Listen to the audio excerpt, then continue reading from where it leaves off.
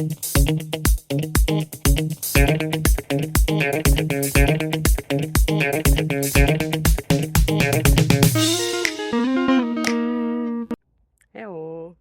So today is sports day, so it's time to do something for us, for our body, and of course for our mind. So how about this next question?